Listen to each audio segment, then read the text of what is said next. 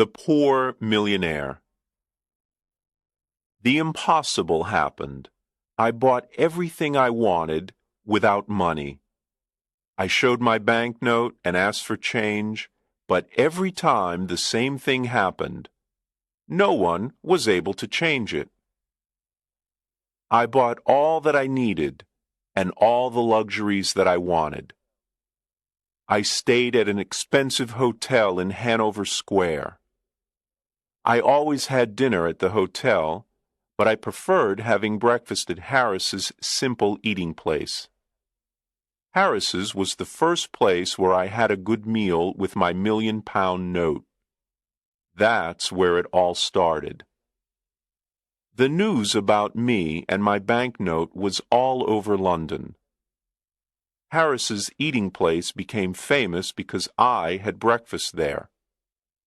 Harris was happy with all his new customers.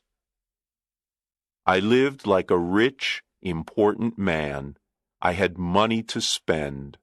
I lived in a dream.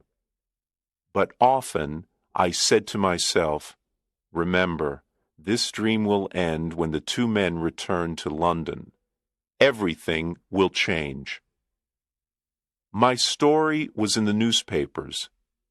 Everyone talked about the strange millionaire with the £1,000,000 note in his pocket.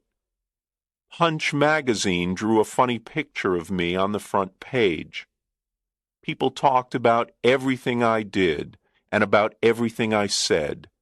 They followed me in the streets. I kept my old clothes, and sometimes I wore them. It was fun when the shop owners thought I was poor. Then I showed them the banknote, and oh, how their faces changed. After 10 days in London, I went to visit the American ambassador. He was very happy to meet me. He invited me to a dinner party that evening. He told me that he knew my father from Yale University. He invited me to visit his home whenever I wanted. I was glad to have a new, important friend. I thought to myself, I'll need an important friend when the story of the £1,000,000 note and bet comes out. I want the reader to know that I plan to pay back all the shop owners who sold me things on credit. If I win the bet for the old gentleman, I thought, I will have an important job.